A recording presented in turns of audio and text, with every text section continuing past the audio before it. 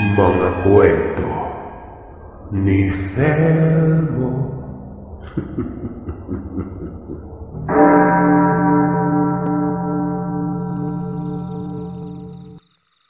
Mapagpalang araw sa inyo, Sir Seth, at sa lahat ng mga nakikinig sa channel mo. Danilo po pala, taga Leyte. Ang karanasang ibabahagi ko sa inyo ay nangyari noong dekada 80. Bata pa lang ay natutunan ko ng magsugal at kung paanong dumiskarting mandaya para manalo. Tandang-tanda ko pang 10 taong gulang pa lamang ako noon. Nakabuntot na ako palagi kay tatay. Tuwing pumupunta ito sa ibang baryo para dumayo't makipagsugal. Sa una, panood-nood lang ako't nakikipaglaro sa mga kaidaran ko. Pero noong nag-edad na ako ng 15 anyos at unti-unti ko nangang natutunan ng mga sugal. Sumasali na ako sa mga matatandang nagsusugal noon. Pero paminsan-minsan lang. Nga pala, nanirahan pa kami noon sa isang purok na medyo may kalayuan sa Kabiasnan. Kakaunti pa lamang ang mga kapitbahay namin noon at magkakalayo pa. Natatandaan ko din na napakakitid pa ng daanan namin noon. Kumbaga, kakasya lamang ang 2 tao. Sa gilid naman ng daan ay pawang mga talahiban na at nagsisipagtaas ang punong kahoy. As in, masasabi mo talagang liblib pa ang tinitirahan namin noon. Sa loob ng isang araw, mabibilang mo ang mga taong naninirahan sa bundok. Ang bahay pa nga namin ay yari lamang sa amakan at ang bubong ay pawid. May mga pananim naman ang aking ina, mga kamoting kahoy at iba't iba pang mga gulay na mapagkukunan namin ng pang-ulam sa araw-araw. Masipag ang aking ina. Walang araw itong hindi dumidiskarte ng labada sa karatig baryo para kahit papano ay may pambili kami ng bigas noon. Kahit na may iniinda itong sakit o kaya nilalagnat ay baliwala lamang ito sa kanya. Walang ibang mahalaga sa kanya noon kundi ang kumita ng pera. Kabaliktaran naman ng kasipagan ni nanay ang tatay. Walang ibang alam si tatay noon kundi ang magsugal at mag-inom ng alak. Batugan, palamunin. Kahit nga palagi siyang sinasaway noon ni nanay ay hindi talaga nakikinig ito. Lahat na ata ng katamaran, Sir Seth, sinalunan ng aking ama. Minsan pa nga sa kakasaway ni nanay kay tatay nauuwi sa pagsasagutan hanggang sa mag-away na yung dalawa. Ang ikinabibilib ko lamang sa aking ama noon, kahit na umabot na sa puntong grabe ng pag-aaway ng mga magulang ko, ni isang pitik o kurot man lamang ni tatay kay nanay, hindi ko ito nakitaan. Kahit grabe yun pagbubunga nga ni nanay, hindi ko nakitang sinasaktan siya ng pisikal ni tatay. Kahit na magbangayan pa silang dalawa ay umaalis na lamang si tatay para magpalamig ng ulo. Pagka-uwi naman niya, todo suyo ang ginagawa niya kay nanay noon. Isang beses nga nang nasa daan na ako pauwi sa bahay, namataan kong kausap ni tatay si Mang Dulfo.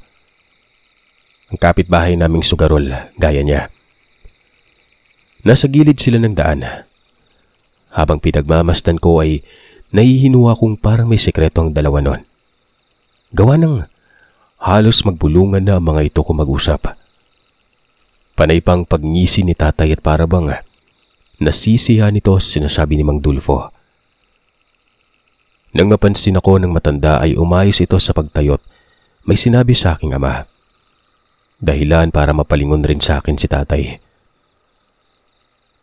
Paano, paring Dulfo? Mamaya na lang. Hintayin kita sa bahay para sabay na tayong pumunta sa Lamayan. Wika ni tatay sa kaibigan nun. Tumango ang matanda bago naglakad paalis. Si tatay naman ay kinawayan ako't paglapit sa kanya. Tinanong niya ako kung kanina pa daw ba ako sa kinatatayuan ko at kung narinig ko bang pinag-uusapan nila. Hindi po tay, kakarating ko lang. Tsaka wala po akong narinig sa pinag-uusapan niyo. Sobrang hina kaya? Sagot ko. Sabay na kaming naglakad pa uwi sa bahay. Bakit po? May lakad na naman po ba kayo ni Mang Dulfo, tay? Hindi niya sinagot ang tanong ko. Ginulo niya lang ang buhok ko't nagwikang umuwi na kami't baka masabon na naman ako ni nanay. Kanina pa daw ako nito hinahanap. Sa kinahapunan nga ng araw na yon ay nalaman kong may lakad na naman ang aking ama. Kahit na masakit ang ulo at masama ang pakiramdam ko, napilitan akong samahan siyang pumunta sa sugalan kasama si Mang Dulfo. Ayoko sanang sumama gawa ng sobrang sakit ng katawan ko at parang lalagnatin ako ng mga sandaling yon. Pinakiusapan ko si tatay na kung pwede sana'y sa susunod na lamang ako sasama sa kanya. Masama kasi talagang pakiramdam ko at mukhang hindi ko siya kayang samahan sa pupuntahan. Sunod-sunod na umiling siya at mariin akong sinabihang samahan ko daw siya sa pupuntahan na hindi ako pwedeng tumanggi. Gawa ng may importante itong gagawin sa pupuntahan niya. Anong importanteng gagawin, tay? At talagang kailangan pa akong sumama? Basta, wag nang maraming tanong pa, anak. Sige na, sumama ka na sa amin ni Paring Dulfo. Pamimilit niyang wika noon. Umiling ako't sinabihan ko siyang hindi ako sasama kapag hindi niya sinabi ang totoo. Masama rin kasi talaga ang pakiramdam ko at gusto ko talaga magpahinga. Huminga muna ng malalim si tatay bago niya sinabi kung ano talaga ang dahilan. Ay, alam mo namang yayariin naman ako ni nanay mo kapag hindi kita kasama. Akalain niya na namang may babae akong kinatagpo. Paliwanag niya sa mahinang boses para hindi marinig ni nanay ang sinasabi niya. Wala na nga akong nagawa pa kundi ang sumama na lamang. Pinainom na lamang ako ni tatay ng mga halamang gamot para hindi na raw lumala pa ang pananakit ng ulo ko. Ikaw talaga, Alberto. Kahit na may sakit yung anak mo, sige ka pa rin. Bakit hindi na lang ikaw yung lumarga sa sugalan? Hindi yung sinasama mo pa yung anak mo? Wika ni nanay. Dagdag bang sabi nito, wag na raw akong pilitin dahil masama nga ang pakiramdam ko. Baka mamaya niya umano'y may hindi magandang mangyari sa akin. Mangyayaring ano? Tanong ni tatay. Diyos ko naman, Alberto. Kahit kailan talaga hindi mo iniisip yung kalagayan ng anak mo. Paano na lang kung biglang may masamang kung ano dyan yung humarang sa inyo dyan sa daan? Pag uwi nyo, mayari pa itong anak mo. Ano na namang kalokohan ba yung pinagsasabi mo, Bining? At anong, kung ano dyan? Anong pinagsasabi mo? Nakataas ng kilay ni nanay nang sabihin niya kay tatay na baka harangan umano kami ni tatay ng aswang pag-uwi nun. Alam niyang alanganing oras na kami makakauwi. Hindi naman daw lingid sa kaalaman namin ang usap-usapan tungkol sa aswang. Baka mamaya ay may matsyempohan kami. Lalo na't mabango umano sa mga aswang ang taong may sakit. Diyos me ka namang babae ka. Tanda-tanda mo na yung nagpapaniwala ka pa sa mga aswang-aswang na yan. Nag-uumpisa na namang mga diyang dila mo, Bining. Ang mabuti pa'y manahimik ka na lang para hindi ako mairita. Tugon ni tatay. Nagwika ito sa aking ina na kung hindi raw niya ako isasama, ay kung ano-ano namang pagdududa ang papasok sa kokote ni nanay. Ang pag-uwi niya, galing sugalan, mayayari na naman ito. Lalo na kung inaabot siya ng alanganing oras. Anong mga ngating dilang pinagsasabi mo, ha? Tsaka natural lang na pagdudahan kita. May kapitbahay tayo na kapagsabi sa akin may kinakalantari ka daw. Aba, palamunin ka na nga lang dito sa bahay. Nagawa mo pang mambabae. Maghintay ka, Bining. Kapag ako'y manalo na malaki-laking pera sa sugala, sisiguraduhin ko sa'yo mumudmuran kita ng maraming salapi hanggang sa manawa ka. Tandaan mo yan. Aba talaga namang ang yabang mo, ano? Kakarampot na nga lang yung iniuuwi mong pera dito sa bahay galing dyan sa pagsusugal mo. Ang tamad-tamad mong maghanap ng matinong trabaho para kumita ng maayos-ayos at malaking-laking pera. Hambog ka pa kung magsalita. Ay nako naman, nag-umpisa ka na namang magdaldal dyan. Nangangati na naman yung dila mo't hindi na matigil sa pagdakdak. Pinamadali na akong uminom ni tatay para makaalis na kamit. Hindi niya na umano marinig pa ang nakakairitang boses ng aking ina. Hindi na nga napigilan ni nanay ang aking amang huwag na akong isama sa pupuntahan. Matapos kong uminom ng gamot at dumating na si Mang Dulfo sa bahay, lumarga na kami kasamang matanda.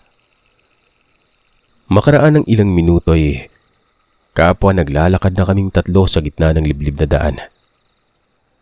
Habang abala sa pagkikwentuhan ng dalawa, pasimple kong iginagala ang paningin sa paligid. Maya-maya pa ay nakaramdam ako ng kakaiba. Alam mo yung pakiramdam na parang may nakasunod sa inyo. Pero sa tuwing lumilingon at humihinto naman ako sa paglalakad para alamin kung ano yon, wala naman akong nakikitang kahit ano. Maski aso o pusa nga ay wala akong nakita. Pero kapag naglalakad na ako uli, ayun na naman, nakakarinig na naman ako ng kaluskos ng mga tuyong dahon at mga tuyong sanga, na para bang may kung sino ang nakakatapak doon mula sa hindi kalayuan.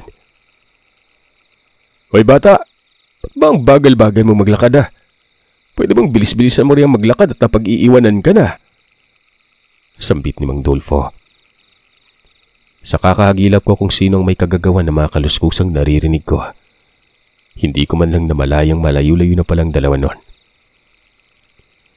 Patakbo na akong lumapit sa kanila at nilakihan ko na ang mga hakbang ng paa para masabayan lamang sila maglakad. Huminga ako ng malalim at inisip kong guni-guni lamang ang mga naririnig ko kanina, o kaya ay dala lang siguro ng masamang pakiramdam. Kaya't kung ano-ano na lamang ang naririnig ko at mga katatakotang pumapasok sa isipan ko. Dagdag mo pa yung kinuwento o sinabi sa amin ng aking ina, di ba? Sa katagalan ng paglalakad namin, nakita kong may inabot na telang kulay pula si Mang Dulfo sa aking ama't mabilis namang isinuksok yun ni tatay sa pakete ng kanyang salawal. Napansin kong kabadong-kabado siya matapos ibulsa ang binigay ng kaibigan niya. Pasimpleng tinanong ko siya noon kung ayos lamang ba siya. Bakit parang kinakabahan ito? Oo, ayos lang naman ako anak. Sambit niya. Agaran niya na akong sinabihang bilisan ng paglalakad para marating na namin ang baryong pupuntahan. Makaraan ng mahigit 1 oras ay narating na namin ang nag-iisang bahay. Sa dulo ng baryo iyon. Nagulat pa ako nang madatnan kung lamay palang pupuntahan namin. Ang buong akala ko kasi kasiyahan ang pupuntahan. Nagtatakang tinanong ko si tatay kung bakit kami naroroon.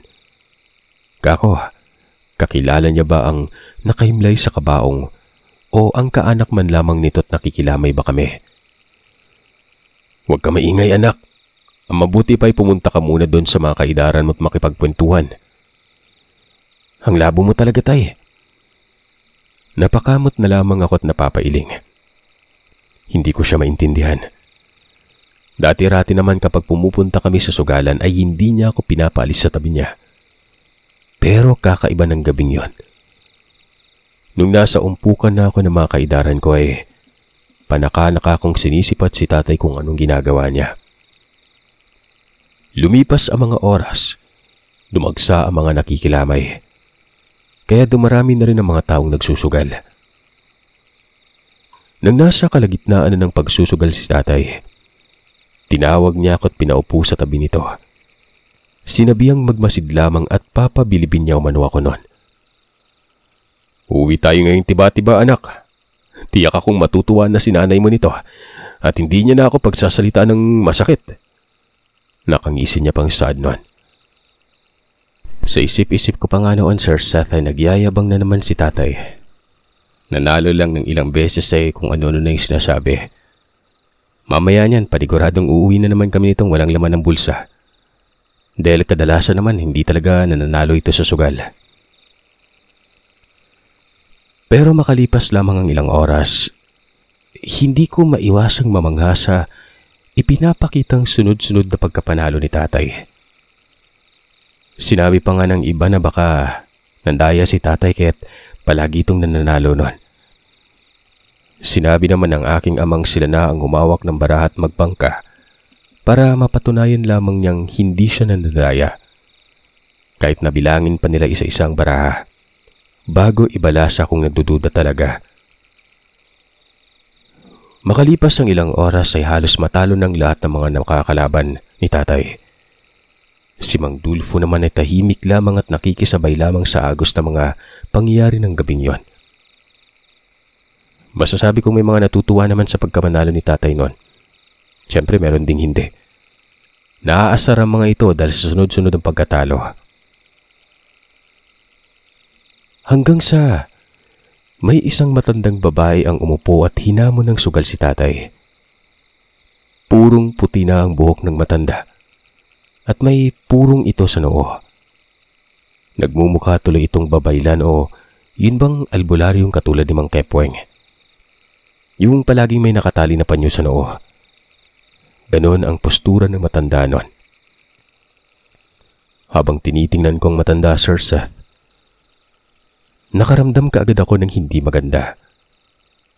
Ewan ko ba kung bakit pero parang nararamdaman ko na ang presensya niya kanina noong papasok pa lamang kami ni tatay sa baryo.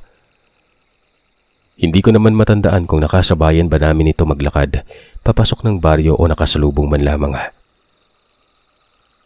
Teka lang pula, sigurado ba kayong kakalabanin niyo ako? Alam niyo kasi pwede ko naman kayong bigyan na lang ng balato kung kailangan niyo ng pera eh. Sambit ni tatay. Ngumisi lamang ang matanda. Bakit? Natatakot ka bang matalo kita? Ako? Natatakot? Naku, wala ako niyan. Hindi pa ako natatakot na matalo. Pakag nasagot ni tatay sa matanda. Kung gano'n naman pala umpisahan na natin ang sugal. Kating-kating na mga kamay ko eh. Birong wika pa ng matanda sa aking ama. Pakiramdam ko noon, may laman ang bawat salitang binibigkas ng matanda. Na parang kapwa may alam ito kung bakit palaging nananalo si tatay sa sugal ng gabing yon. Napapansin ko rin ang kakaibang titig ng matanda sa aking ama. Alam mo yung parang galit, yung may kinikimkim.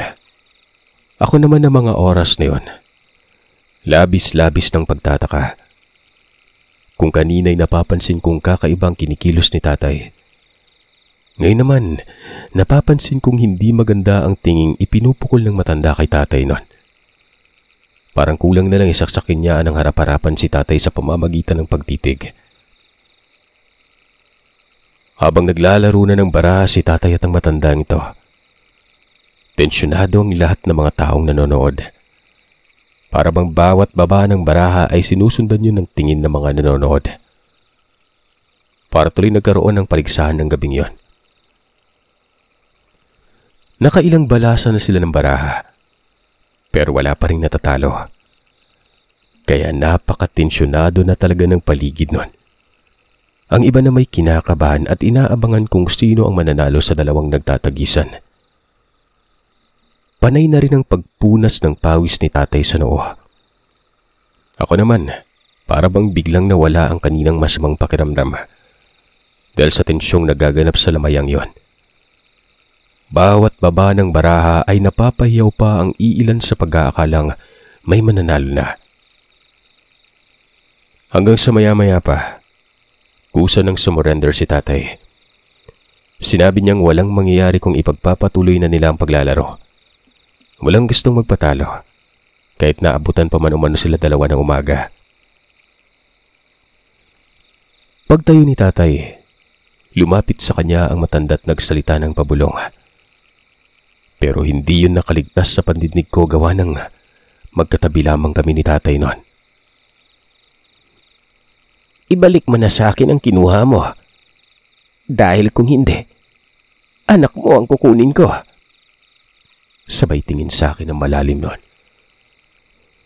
Noong marinig ko ang sinabi ng matanda, hindi ko naiwasang magtaasan ng mga balahibo ko sa batok.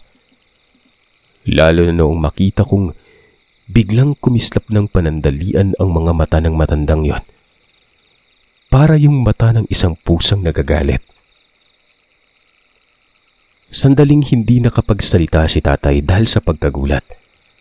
At napansin ko ang pamumutla ng labi niya habang nakatingin sa matanda. Hindi ko alam kung anong ibig sabihin ng matanda at ano ang kinuha ni tatay sa kanya. Kabado man, tinanong ni tatay ang matanda kung anong pinagsasasabi nito at anong kinuha niya dito. Huwag ka nang magmaang-maangan pa. Alam mo ang ibig kong sabihin. Bibigyan lamang kita ng ilang araw para ibalik mo sa akin ang pag-aari ko. Kung ayaw mong may mangyari sa anak mo o sa pamilya mo. Sabay talikod at pag-alis nun. Mabilis na kinalabit ni Mang Dulfo si tatay at nagtatakang tinanong siya kung ano ang ibinubulong sa kanya ng matanda. At bakit parang natakot siya bigla. Hindi muna sinagot ni tatay ang tanong ni Mang Dulfo. Sa halip ay hinatak niya palayo sa nag-uumpukan ng kaibigan niya. Sandali nga lang pre. Sagutin mo nga ako kung ano yung binulong sa'yo ng matanda kanina bago siya umalis. Dulfo, magtapat ka nga sa akin. Saan mo ba tong kinuha tong gamit na binigay mo sa akin doon lang sa sityong napuntahan ko nakaraan. Nung kinuha ko yan ikaw kaagad ang naisip ko kaya ayan, binigay ko sa'yo. O diba, tama ang sabi ko. Siswertehin ka kapag hawak mo yan. Ayan tiba-tiba kang uuwi sa inyo. Pero, lumalayo na yung tanong ko. Sabihin mo na sa akin kung ano yung binulong ng matanda sa'yo. Kakaiba yung ginawa niyang pagngisi. Kinikilabutan ako. Anito, nagpalinga-linga muna si tatay at siniguradong walang ibang makakarinig maliban sa akin. Bago niya sinabi kay Mang Dulfo kung ano ang sinabi ng matanda. Anak ng... ibabalik mo ba yan sa matandang yan? Mabilis ang naging tugon ni tatay sa tanong ni Mang Dulfo. Sinabi niya ritong hinding-hindi niya ibabalik ang pampaswerteng hawak niya naman na mangyari. Ngayon lang siya sinuwerte, kaya hindi siya papayag na kukunin ng matanda ang bagay na nasa kanya na. Ako na yung may hawak nito kaya akin na to. Hindi niya makukuha yung bagay na hawak ko na. Paano yung anak mo? Hindi ka ba natatakot sa ginawang pagbabanta ng matanda? Matanda na yun paring Dulfo. Isang tulak mo lang sa babaeng yun tiyak sasadsad na agad siya sa lupa at may hirapang makabangon. Kita mo nang may hawak-hawak ng saklay kaya huwag ka matakot doon. Nagkibit balikat si Mang Dulfo at sinabihan si tatay na siya raw ang bahala. Kung balak niya bang ibalik doon sa matanda ang binigay nito o hindi. Pinayuhan din siya ni Mang Dulfo na mag-iingat palagi. Iba daw kasi ang kutob niya doon sa matanda. Unang kita niya pa lang ay mukhang hindi na mapagkakatiwalaan. Kampanting tumango ang aking ama't sinabihan ng kaibigan niyang huwag siyang alalahanin at huwag nang isipin pang tungkol doon sa matandang yon. Alam mo mabuti pa, umuwi na tayo. Nawala na ako ng ganang maglaro Ani pa ng aking ama't nilapitan niya ng asawa ng ibinurol at nagbigay ng abuloy. Mabuti pa nga. Ako rin naman nawalan na din ako ng gana. Nang gabing yon, ligtas kaming nakauwi. Walang pagsidla ng labis na sayang nararamdaman ng aking ina nang makita niyang malaki-laki ang dala naming pera. Naulit at naulit pang muling dumadayo kami sa mga lamayan para magsugal si tatay. Kahit sa sabungan, pumupusta ito at hindi kami umuuwing luhaan. Nang mga panahong ito ay hindi ko alam kung anong pampaswerte ba ang binigay ni Mang Dulfo kay tatay. Hati naman sila sa lahat ng napapanalunan ni Tatay Sir Seth. Kaya palagi na naming kasama ni tatay si Mang Dulfo. Tumigil na sa pagtatrabaho si nanay noon at nagpatayo na lamang ito ng tindahan para yun ang pagkakaabalahan niya. Gumanda at yari na rin sa bato ang bahay namin. Gawa ng hindi kami umuuwing talunan ni tatay. Masasabi kong talagang swerte kami noon. Kumbaga, tinupad ni tatay ang palaging sinasabi niya kay nanay na pamumudmuran niya ito ng maraming pera. Oras na swertein siya sa pagsusukal. At nangyari nga yun. Ang buong akala ko'y wala ng katapusan ang anong klaseng kalakaran ng buhay namin. Kumbaga, tuloy-tuloy nang tinatamasa naming swerte. Pero isang gabi nun, Pasado 1:00 na ng madaling araw ito. Napakadilim na ng daan. Pauwi na kami ni Tatay at Mang Dulfo. Galing kami sa lamayan at kaya ng dati ay tiba-tibaan naman kaming umuwit paniguradong bukas na bukas ay sasamahan ko na naman si Nanay na pumunta ng pamalengke para mamili ng mga masasarap na lulutuing pagkain. Tig-isang bag pa nga kami ni Mang Dulfo. Halos mapuno na yun ng pera. Halo-halo yan. May mga barya at papel. Napansin kong nagmamadaling naglakad si Tatay. Kulang na lamang ay takbuhin niya ang daan, makarating lamang kaagad kami sa bahay. Nagtataka na ako kaya tinanong ko si Tatay kung bakit madaling-madali ito. Ang bigat pa naman ng bitbit kong bag kasi halos purong bariyang laman nun. Isa pa, kanina pa masama ang pakiramdam ko at parang mabibiyak ng ulo ko sa sobrang sakit. Pakiwari ko rin ay para akong binugbog gawa ng masakit ang kalamnan ko at parang nasusuka ako noon. Tinitiis ko na nga lang yun at hindi na ginulo ang aking ama at baka mawala ito sa konsentrasyon sa pakikipaglaban sa sugal. Dahan-dahan lang tayo maglakad, Tay. Mas lalo akong nahihilo kapag binibilisan natin eh. Hani ko. Nga naman pre, maghina-hina lang tayo sa paglalakad eh. Pauwi naman na tayo eh. Relax ka lang. Nang tingnan ko si Tatay, tagaktak ang pawis nito at parang kinakabahan. Pero noong sabihin niya sa akin ang dahilan kung bakit gusto niyang makarating kaagad kami sa bahay, ako naman ang kinabahan at nakaramdam ng takot sa sarili nun. Ayon kay Tatay, nakita niya na naman kanina sa lamayan ang matandang babaeng may bandana sa ulo. Yun yung matandang minsan yung nakalaban sa sugal na hindi matalo-talo. Yung nagmamay-ari ng daladala niya.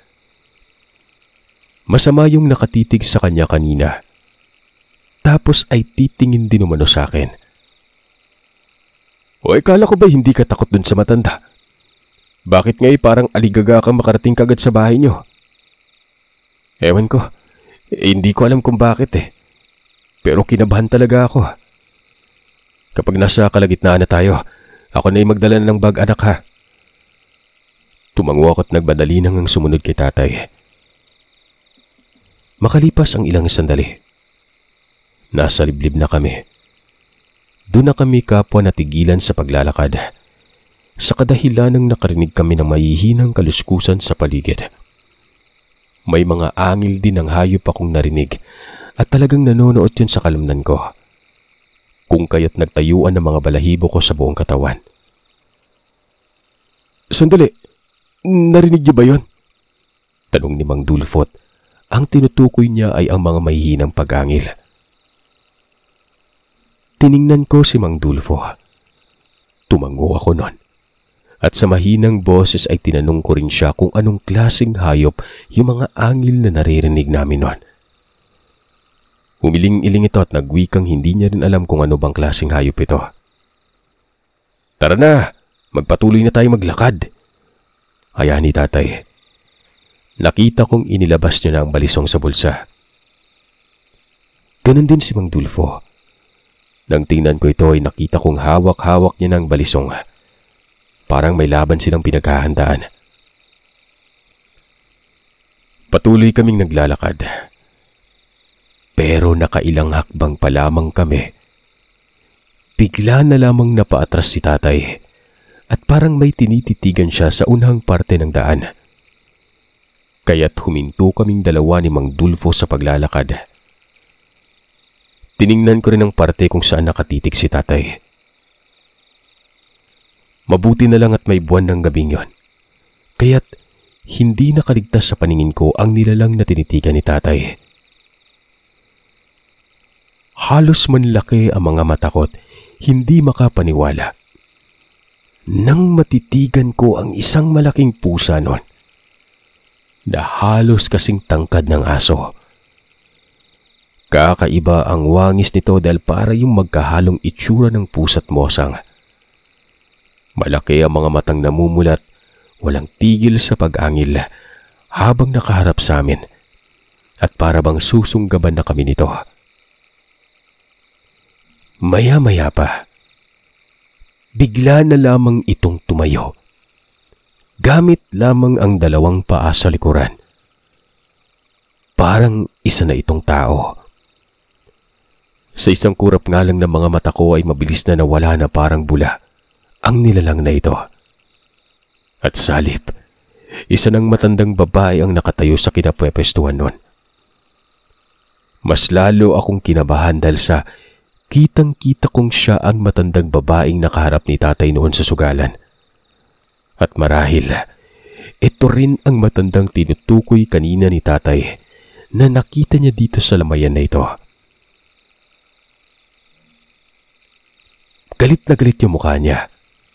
Hindi niya inaalis yung titig sa amin. Hindi ba't binalaan na kita? Pero hindi mo sinunod at ipinagsawalang bahala mo lang ang babala ko. Maniningil na ako. Teka, ano ba yung kinuha ko sa'yo at palagi mo akong sinusundan na? Alam kong alam ni tatay kung anong tinutukoy ng matanda pero pinili niyang magsinungaling. Narinig ko pang sinabi ni tatay na alam niya umanong palaging naroroon sa lamayan ng matanda, kung saan siya nakikilamay. Ang ibig sabihin lamang noon, siya talaga ang sinusundan ng matanda at hindi lamang nagkataon nito. Nagulat naman ako nang sabihin ng matandang kinuha umano ng kaibigan ni tatay ang daliri ng anak niya. Nararamdaman niyang hawak ni tatay ang bagay na yon. Pre, Dulfo, ba't di mo sinabing aswang pala yung kinuhaan mo ng daliri, pre? Mayari pa tayo nito ngayon. Ay naman kay Mang Dulfo, hindi niya alam. Hindi niya alam na hindi pala normal na tao ang bangkay ng tinanggalan niya ng daliri noon. Kung alam niya, di sana'y hindi niya na ginawa yon. Kaya pala ganun na lamang kabilis kapitan ng swerte si tatay dahil pagmamay-ari pala ng isang aswang ang bagay na nasa kanya. Magsasalita pa sana si tatay pero walang ano-ano. Bigla na lang siyang sinunggaban ng matanda at sa isang kislap lang ay bigla itong naging isang kakilakilabot na nilalang. Grabe yung pangangatog ng tuhod ko nun. Natumbakot sumalampak sa lupa. Dali-daling sumaklolo si Mang Dulfo.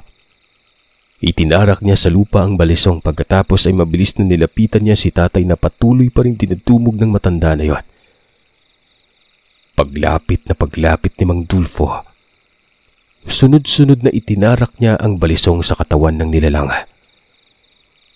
Nung makawala si tatay, ay ginaya niya ang ginawa ni Mang Dulfo. Pinagtulungan nilang saksakan ito hanggang sa nangisay na lamang at bumagsak ito sa lupa. Pagkahandusay, kagad na hinatak ni tatay ang kamay ko't nagmadali na kaming tumakbo. Narinig ko pang sinabi niyang baka may iba pang kaanak ito at balikan kami. Hindi kami tumigil sa pagtakbo hanggat hindi kami nakarating sa bahay.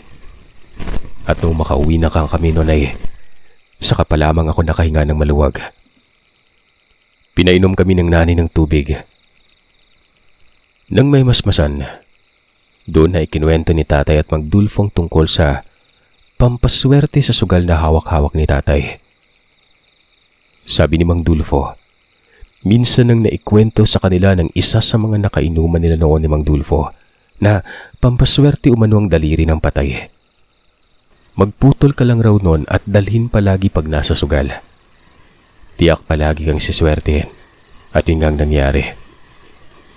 Pero bago e-epekto man ang swerte, ay may mga bagay at ritual pang ginawa silang dalawa na tanging sila lamang ang nakakaalam. Sinunod lang nilang sinasabi ng antingerong nakainuman nila noon. Matapos nilang gawin yun ay napagpasya ng dalawa na si tatay ang hahawak ng daliri ng bangkay. Pero hati sila sa lahat ng swerte makukuha ni tatay. Kinabukasan ay hinanap nila tatay ang antingerong nakainuman at sinabi ritong tungkol sa nakuha nila. Pag-uwi ni tatay ay narinig kong sinabi niya kay nanay na may mga orasyon umanong ginawa ang antingero para hindi sila matuntun ni Mang Dulfo muli ng mga kaanak nung bangkay ng aswang na inalisan nila ng daliri noon. Nagpatuloy pa sa ginagawang pagsusugal si tatay. Pero sa pagkakataong yon, tig-isang pampaswerteng hawak na silang dalawa ni Mang Dulfo. Sa ikalawang pagkakataon, inilapit muna nila sa antingerong kakilala bago ginamit ang pampaswerteng nakuha. Hanggang sa katagalan, ewan ba namin, pero nawala ang swerte ng mga daliring ito. Pero magpaganon pa man ay tumigil na rin sa pagsusugal si tatay nun. Dahil maaga po siyang nagkasakit. Na-stroke po yung kanang bahagi ng katawan niya. Nakakagalaw at nakakatayo man pero limitado na lamang. Kung ano man yung naipon na negosyo namin noon sa mga napanalunang sugal ni tatay, yun ay nanatiling negosyo namin. Hanggang dito na lamang po, Sir Seth. Maraming salamat sa pagbabahagi ng kwento ko.